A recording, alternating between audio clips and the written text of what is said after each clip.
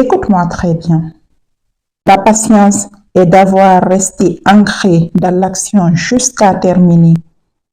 C'est d'être comme un patient à l'hôpital. Que fait le patient? La patience de l'humain vis-à-vis de son créateur. C'est d'être comme un patient à l'hôpital.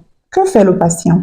Il patiente et se concentre sur les conseils du soignant et laisse celui-ci agir pour son bien. Il ne s'agite pas, il fait confiance et suit les étapes une par une, avec calme et détermination. Eh bien, toi aussi fais la même chose.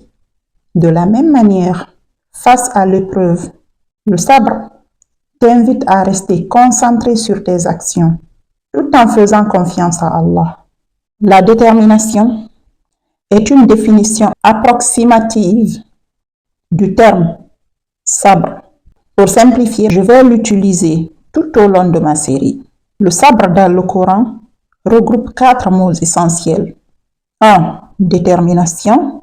2. Endurance. 3. Patience. 4. La sobriété. Ces 4 mots forment des qualités intérieures fondamentales que le Coran nous enseigne pour surmonter les défis de la vie.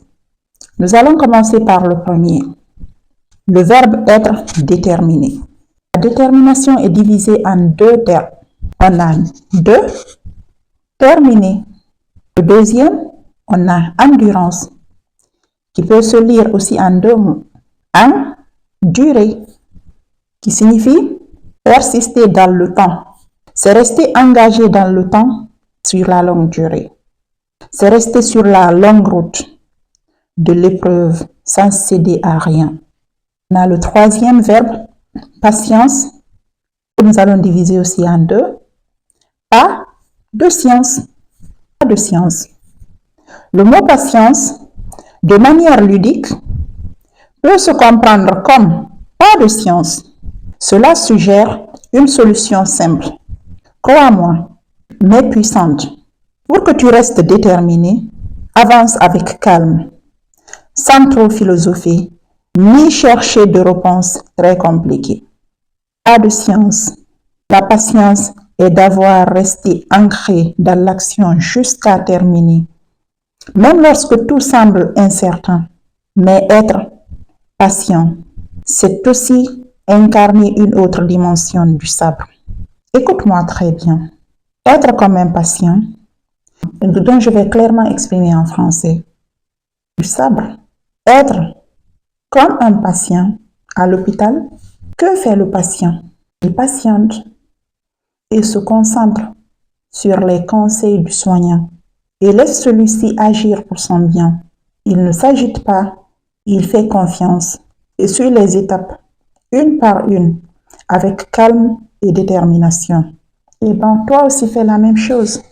De la même manière, face à l'épreuve de la vie, le sabre t'invite à rester centré sur tes actions, tout en faisant confiance à Allah Azza wa Jal. C'est lui qui fait tout. C'est grâce à lui que tu resteras déterminé. Le quatrième mot, le mot sobre, associé à l'alcool, etc. Le mot sobre en français a une ressemblance révélatrice au mot sabre en arabe.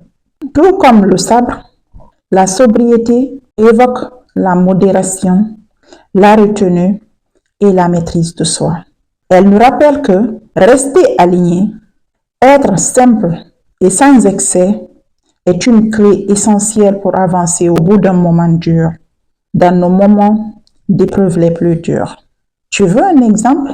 Prenons une personne qui choisit de rester sobre pour réussir un objectif comme l'examen ou un projet. Elle doit adopter un mode de vie simple et discipliné en se concentrant uniquement sur l'essentiel, en évitant les distractions. Elle avance pas à pas avec détermination jusqu'à atteindre son but. La sobriété, c'est la clé principale du sabre. C'est ça les mots. Ils se ressemblent. D'ailleurs, vous n'aviez pas remarqué que ceux qui fument, ils manquent souvent de détermination. puisqu'ils ne sont pas sobres. Ceux qui boivent aussi, leur esprit est détourné par cette habitude. Ils perdent leur clarté et sa capacité à penser avec constance et détermination. C'est pour ça, en général, ils laissent tout. Je conseille à tous ces jeunes de ne pas tomber dans cette addiction. C'est un piège qui vous éloigne d'Allah.